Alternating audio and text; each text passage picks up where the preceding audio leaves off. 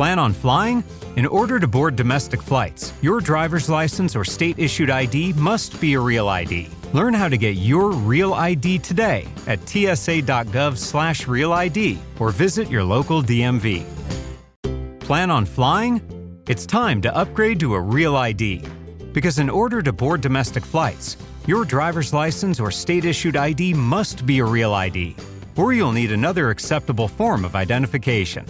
So don't wait. Find out how to get your real ID at tsa.gov/real ID. That's tsa.gov/real ID, or visit your local DMV. And then you'll be cleared for takeoff. To listen ad-free, visit cinspod.co/subscribe. Starting at $2.99 a month, you'll also get access to our exclusive bonus content episodes when you join through Patreon or Apple subscriptions. Thanks for supporting the show. Step back into the world of 90s true crime with the Unsolved Couple podcast. Join Ben and me, Sierra, as we dive into the iconic TV show Unsolved Mysteries, providing you the updates you missed out on as a kid. It's the perfect mix of nostalgia and true crime. Join us every Tuesday as we recap your original gateway drug into true crime, Unsolved Mysteries. Screaming and the sound of gunshots broke the silence early in the morning of June 1st, 2013, on Cotton Street in East Las Vegas, shocking Manuel Mata's daughter awake. Who was that screaming? Did she just hear 3 gunshots, or was it 4? Terrified, she locked her bedroom door and hid in the closet and called the first person she thought of, her grandfather. She told him she'd heard gunfire in the house and she didn't know what to do. In a panic over his family's safety, he went to the house that his son Manuel shared with his girlfriend Maria Flores. What he found would change their lives forever.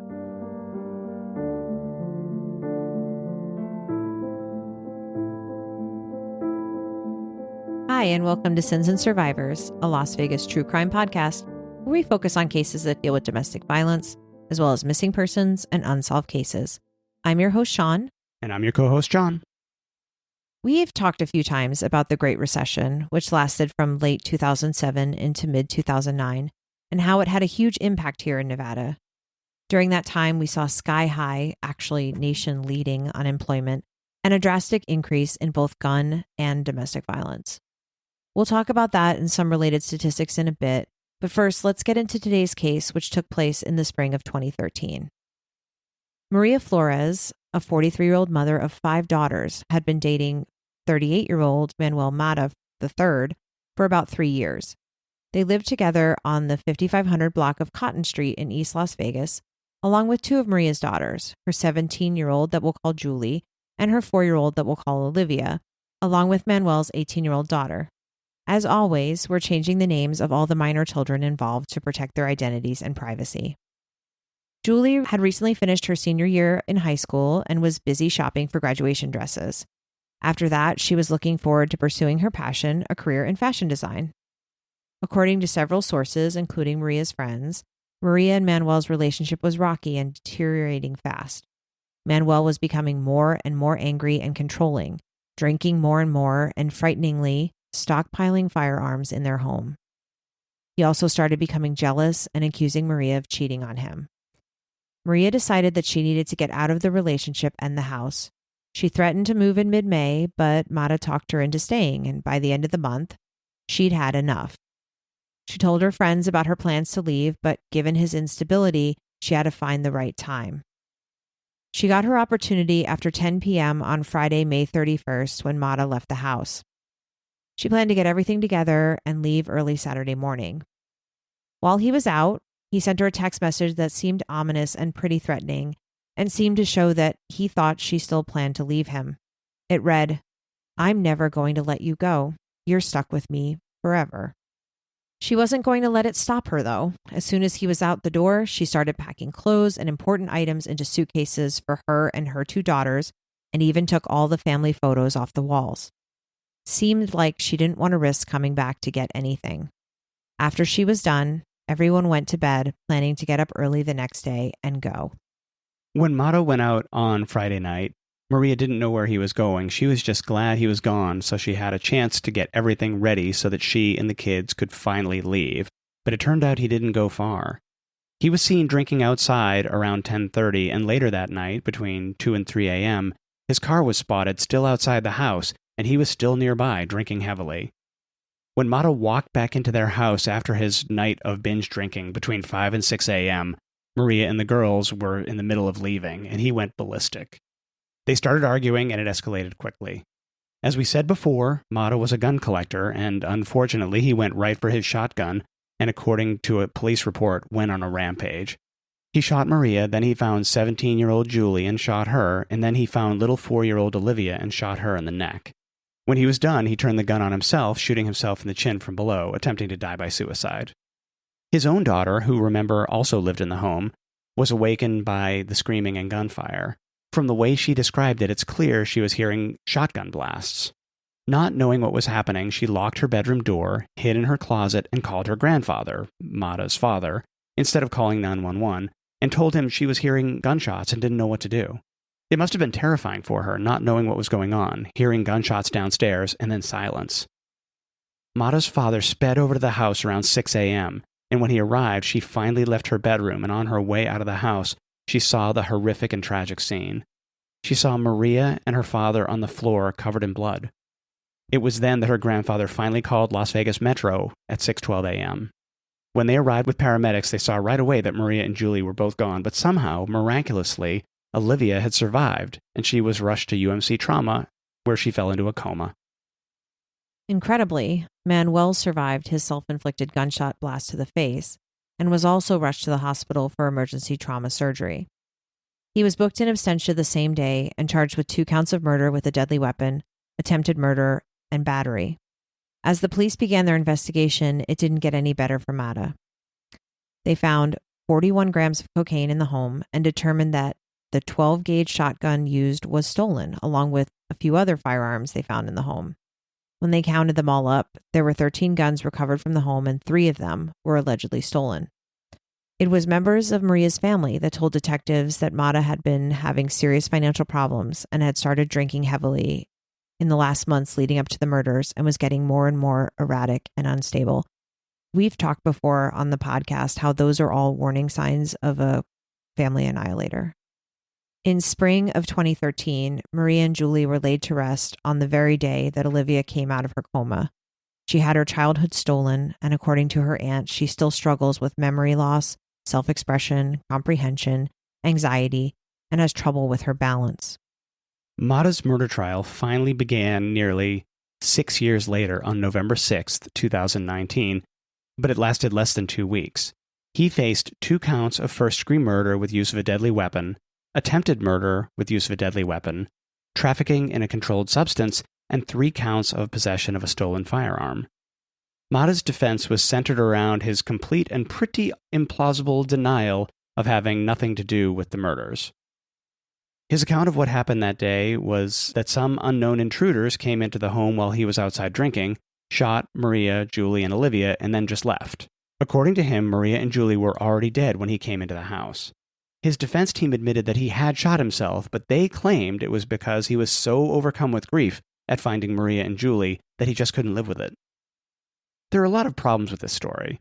We know that he was nearby all night, and there was no explanation about how it was possible that if an intruder had been responsible, that he hadn't heard the gunshots.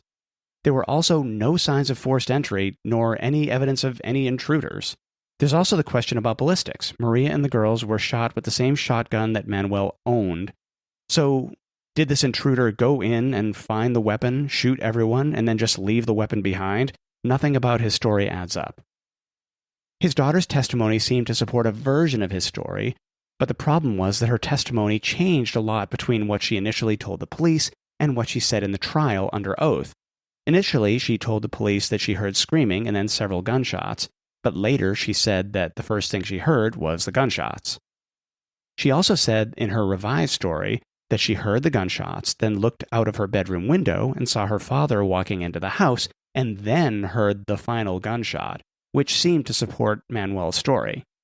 The prosecutor pressed her on that last one, asking if she was changing her testimony to make it seem like her father might be innocent, which she denied. It's also totally possible that her memories were fuzzy after 6 years, and of course, it was an incredibly traumatic thing and likely quite hard to remember clearly, but she did admit that her story had changed. She also went back and forth on whether the house was locked. Initially, she said it was, but later she said it wasn't. When pressed, she just said, "It might have been locked, I don't know." That's another thing that would have been a little strange. It's not clear why they would have left the house unlocked overnight. The prosecution, led by Chief Deputy District Attorney Mark DiGiacomo, portrayed Mata as increasingly angry and controlling in the relationship, which was corroborated by witnesses that Maria spoke to about her relationship. Of course, they were trying to convince the jury that it was also Mata who murdered Maria and Julie and seriously wounded Maria's 4-year-old, which was the obvious and likeliest version of what had happened. They also brought up Mata's criminal past, which includes a long history of abusing and threatening domestic partners going all the way back to the 1990s. In the words of the prosecutor, Mata has a very lengthy history of violence against women that almost always includes a threat to kill them. According to testimony, he told one of his ex-wives, "I promise you will die. I only have to pick up the phone and my hands will be clean. The lake is very big and they will never find you." That's pretty terrifying stuff. Like you said, the trial was fairly short, and the jury took about 4 days to come to a verdict. Mata was found guilty of second-degree murder with the use of a deadly weapon for Maria's murder, first-degree murder with the use of a deadly weapon for the murder of her daughter Julie, attempted murder with the use of a deadly weapon for the shooting of Olivia, child abuse, neglect, or endangerment with substantial bodily harm, and trafficking in a controlled substance. Somehow the prosecution couldn't prove the charge of the stolen weapons, but it hardly mattered given the other charges he was found guilty of. Next up was the penalty phase, and the state decided to try and get the death penalty for Mata given the horrific nature of his crimes. That same jury that found him guilty had to now decide if he would get decades of prison time or a death sentence.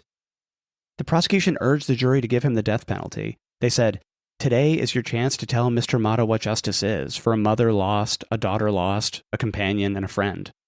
Mark DiGiacomo argued that there was no mitigation in this case for someone who had committed such a heinous act, killing 2 people, including a young girl, and shooting a 4-year-old in the neck.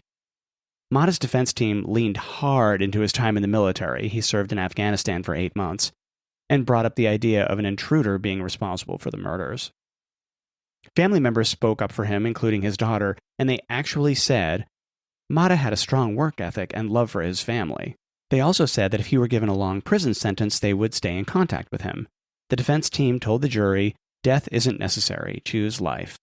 We'll talk a little bit more about the death penalty in general and some of those arguments in our Swing Shift Overtime episode right after this.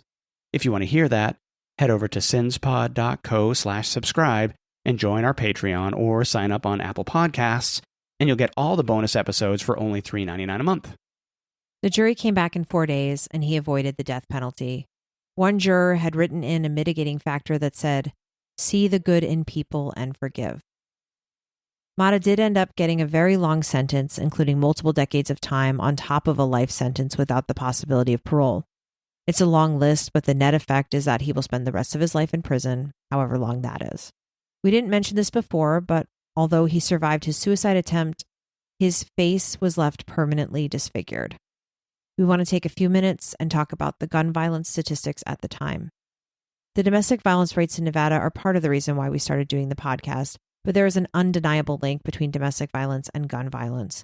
From 2003 to 2012, Nevada ranked 21st among U.S. states for gun murders, and the rate was actually below the national average, according to the Center for American Progress. For that same time frame, Nevada ranked 8th for the highest rates of gun murders of women, which was 38% higher than the national average. Not only that, but in 2012, Nevada ranked first in the nation for domestic violence killings in a report from the Violence Policy Center. The rate there was 2.62 in 100,000 people. South Carolina was a distant second with 1.94 per 100,000 people. There was also an uptick in domestic violence homicides and murder-suicides around the same time. All of those statistics are from the economic downturn that started in 2008 and hit Las Vegas particularly hard. We've mentioned before that Las Vegas got hit harder in that recession because of our reliance on tourism, and it took a lot longer to recover than most of the country. Unemployment peaked here at 14.5%, much worse than anywhere else. Unfortunately, though, the rates of violence outlasted the high unemployment rate, and Nevada has consistently been in the top 10 for rates of women being killed by men. In 2024, it ranked number 2 in the nation for rates of domestic violence. More than half of those deaths are as a result of gun violence. The rates of gun violence in general are higher here too, with 18.4 deaths per 100,000 people, compared with 13.7, the national average. We have to acknowledge that these things are related and there's a clear problem. Without acknowledging that, there's no way to solve the problem. Every week, we share resources in our show notes that you can use if you or someone you know is in an abusive relationship, and we encourage you to get help no matter where you are, because what happens here happens everywhere.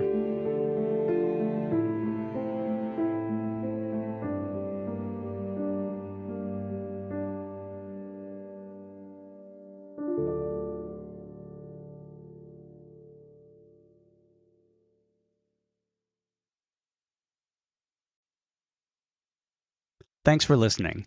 Visit sinspod.co/subscribe for exclusive bonus content and to listen ad-free. Remember to like and follow us on Instagram, Facebook, TikTok, and Threads at Sins and Survivors. If you're enjoying the podcast, please leave us a review on your podcast platform of choice. You can contact us at questions@sinsandsurvivors.com. If you or someone you know is affected by domestic violence or needs support, please reach out to local resources or the National Domestic Violence Hotline. A list of resources is available on our website, sinsandsurvivors.com. Sins and Survivors, a Las Vegas true crime podcast, is researched, written, and produced by your hosts, Sean and John. The information shared in this podcast is accurate at the time of recording. If you have questions, concerns, or corrections, please email us. Links to source material for this episode can be found on our website, sinsandsurvivors.com. The views and opinions expressed in this podcast are solely those of the podcast creators, hosts, and their guests. All individuals are innocent until proven guilty. This content does not constitute legal advice. Listeners are encouraged to consult with legal professionals for guidance.